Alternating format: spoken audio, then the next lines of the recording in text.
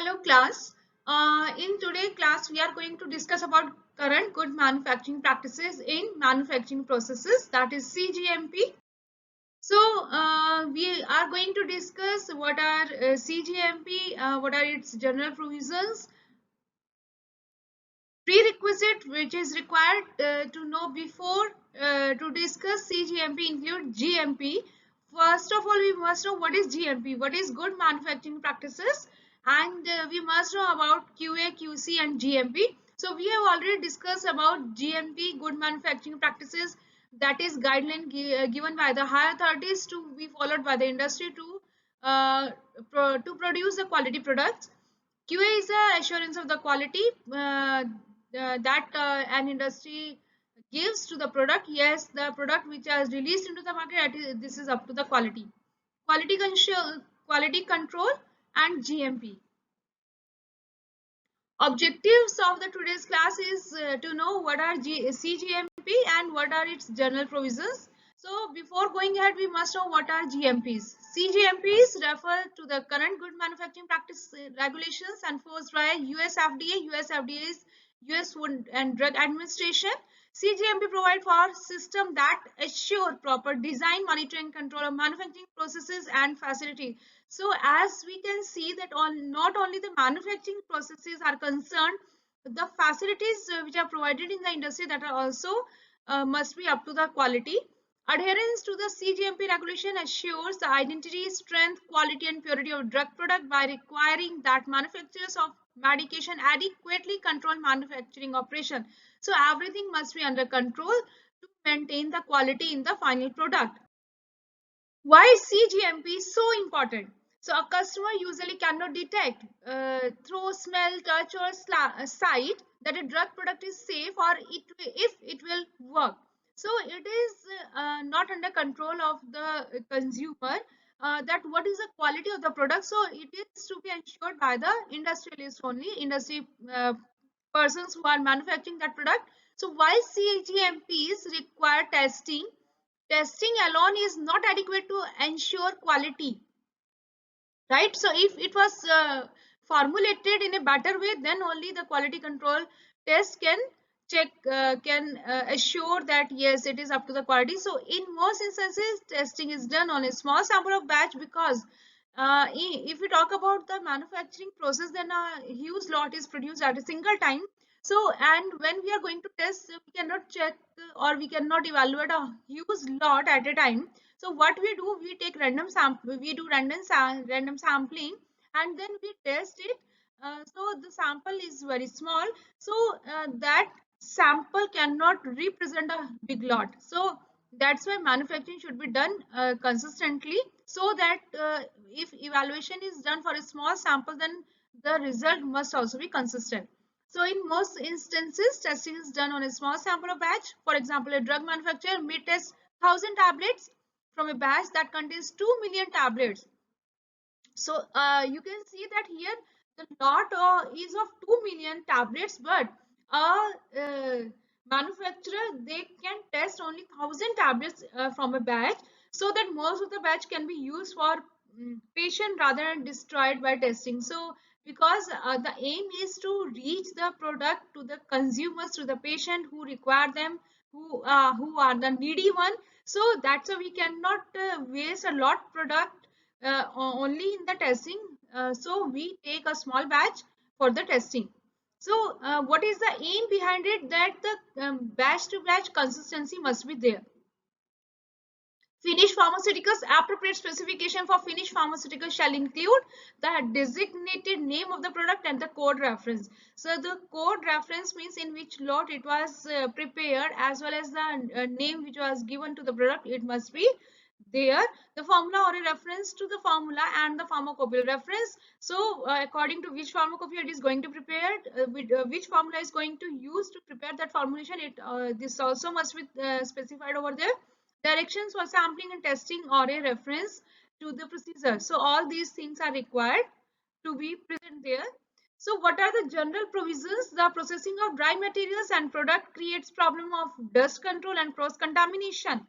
Special attention is therefore needed in design, maintenance and use of premises and equipment in order to overcome these problems. So everything must be up to the mark. The design should be okay, and the space must be maintained, and the premises and the equipment, they must be maintained properly, right? So so that there should not be cross contamination between the ingredients.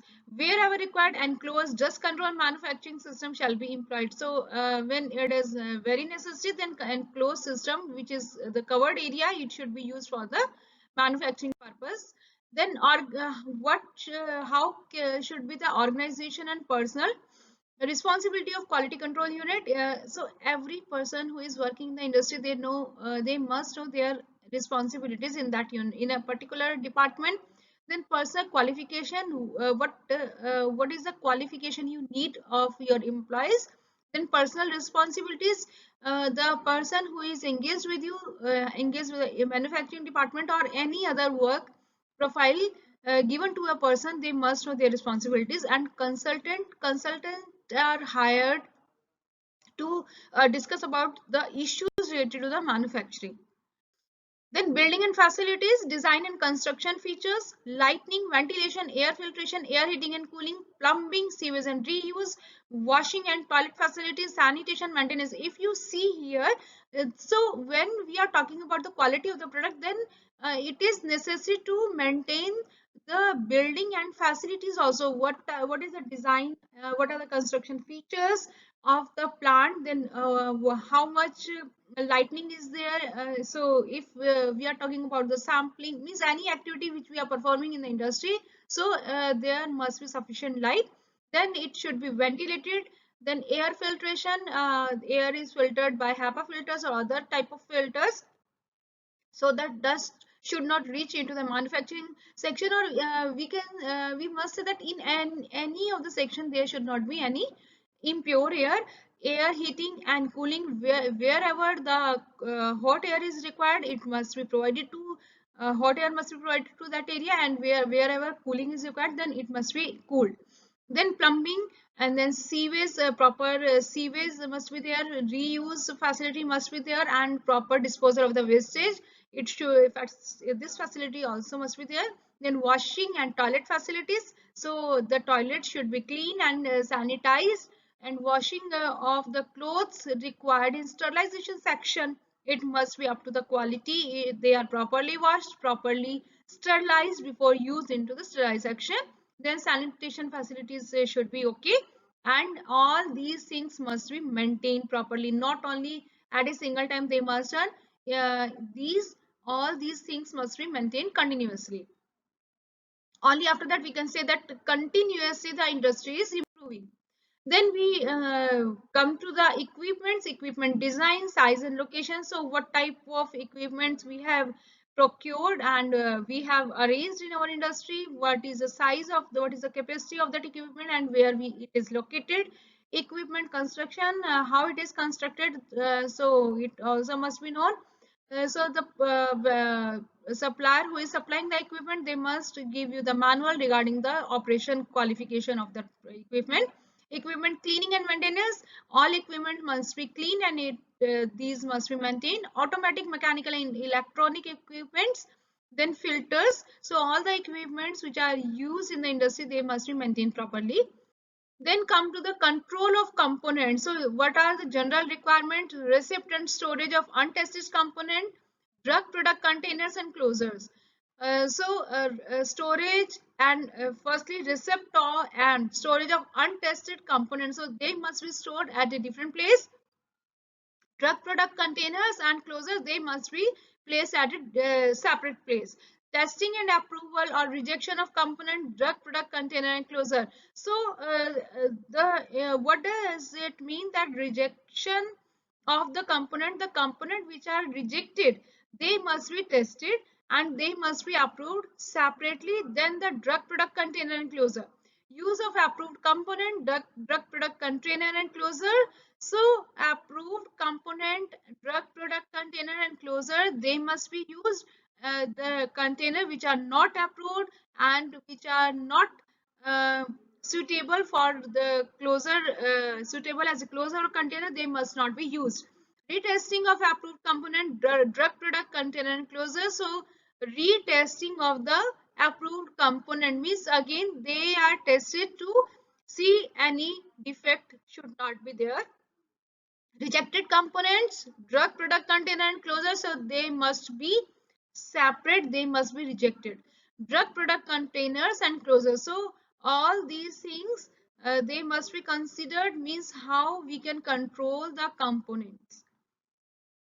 Then container closure, all container closure intended for use shall comply with pharmacopoeia requirement. Whatever the requirement given by the pharmacopoeia, it must be complied while using or while preparing these container enclosure. Suitable validated test methods, sample size specifications, screening procedures and sterilization procedures wherever indicated shall be strictly followed to ensure that there are not reactive, additive, absorptive or leaching to an extent that significantly affect the quality or purity of the drug product. What does it mean? Means the activities or what we say, the reactions or the effect shown by the packaging material, the container and closure, they should not be so much high, or they should not be at that extent that they should affect the quality or purity of the drug. No second-hand or used container and closure shall be used. If it can be reused, then it should be recycled first and then it can be used. No second-hand container should be used for the uh, storage of the drug product. Production and process control, written procedures, deviations. So as we know that SOPs are there in the industry and protocols are there, procedures are there, which are followed by the manufacturing department to formulate a dosage form. So if any deviation is there, it must be written over there and it must be approved. Charge in of component. So charge in means now it is ready to use into the manufacturing section. So this is called as charge in of components. Calculation of yield, how much the product is produced, its yield must be calculated.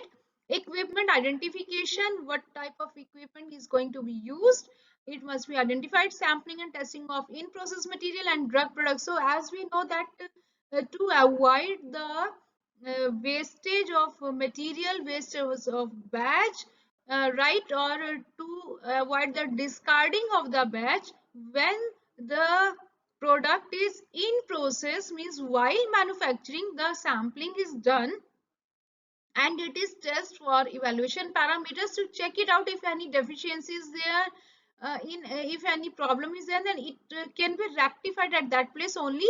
And if it will be seen after complete manufacturing, then we have to discard the whole batch because we don't have any other option at that time. So it must be done in between. So that's why it is called as testing of in-process material and drug products. So that finally the drug product which is coming out of the manufacturing section, it is up to the quality. Time limitation on production, because everything must be in time. We cannot take a long time to produce a single lot because it is a continuous process. So we have to produce the other formulations also, so time should be limited. So all the production operation should be done in a limited or in a given time period. Then control of microbial contamination. So again it is a responsibility of the manufacturers manufacture that there should not be any microbial contamination. So all the processes must be under control. Sterilization facilities must be proper. Aseptic condition must be maintained during manufacturing of the sterile product. So all these things must be considered. Then reprocessing, so anything which is required to be reprocessed, then it should be done. Then packaging and labeling control, materials examination and uses criteria. So now we are talking about the packaging. So material which we are going to use to package the pharmaceutical product, it must be examined, and uses criteria, the criteria given by the higher authority, by the approving authority, they must be used. According to that, the material must be evaluated. Then labeling issuance, whatever be the labeling requirement are there, it should be issued, so it must be there. Then packaging and labeling operation, so how packaging is done and how labeling is done, both operations must be done appropriately, because no loose packing should be there, and the label must contain all the necessary information which is required to be given to the consumers. Tamper evident packaging requirement for over the counter human drug product. So OTC drugs are the drugs which are distributed or which can be given which without prescription. So wherever the tamper evident packaging is required, it must be packaged very carefully, so that tampering should not be done with these products. So because if tampering is done with these products, then it may become very harmful to the human health. Then drug product inspection, the drug which is produced, it must be inspected or checked very carefully before packaging, and as well as after packaging also. The product must be seen from outside, it is looking good or not, because elegancy is also a very important factor. So expiration dating, the expiration date of the product also should be mentioned over the label. Then records and reports, what are the general requirements? Then equipment cleaning and use log and component drug product container closure and labeling records. So these are the records which should be maintained in the company. Master production and control record, batch production and control record, production record review, laboratory record, distribution records, complaint file. So what are the general requirements? That record must be maintained. Then equipment cleaning and use log is also maintained. Then the drug product container closure and labeling record should be there. Master production and control record should be there. Batch production and control record, production record review, laboratory records, distribution records, complaint files.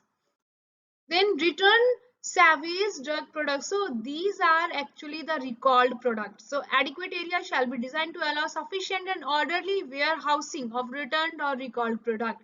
So product which have some complaint behind them, they should be called to the recalled by the company, and again they should be checked, and then complaint should be recorded, and then the corrective actions are taken regarding the product, and then it must be approved before releasing again into the market. Segregation shall be provided for the storage of rejected, recalled or returned material or products. So they must be segregated, they must be stored separately. After that they are rectified, they are seen for the problem, and then corrective actions are taken for this. Then inspection for compliance with GMP regulation, short description of the self-inspection system indicating whether an outside independent experienced external expert was involved in evaluating the manufacturer's compliance with good manufacturing practices in all the aspects of production. So periodic inspection of the garments shall be done by responsible staff. So what does it mean? A particular company is following the GMP guidelines or not, they are maintaining the GMP regulation or not, so it must be inspected time to time, so that it can be just that the quality is maintained in the industry or not. So the compliance should be given for this. Yes, we are maintaining the GMP regulation in our industry. Then control substance safeguard. Yes, control substance are substances that are dangerous, that may be harmful to the human health. So hazardous, toxic substances and inflammable materials shall be stored in suitable design and segregated and closed area in conformity with central and state legislation. So all according to laws given by the state government or central government. So according to the confirmation, all the hazardous or toxic substances and inflammable material, they should be separated, they should be stored separately, right? Highly hazardous, poisonous and explosive materials such as narcotics, psychotropic drugs and substances presenting potential risk of abuse, fire or explosion, they should be stored in a safe and secure area. Adequate fire protection measures shall be provided in conformity with the rules of the concerned civic authority, because the person who is engaged, who is working in the industry, they must be safe. Their health must not be uh, interfere. Their health must not be hampered by any activity, anything which is present in the industry, because chemicals are there, light is there, electric shock is there, fire is there, right? So many things are there that can be hazardous to the person. So all these things must be under control. So now these are the references.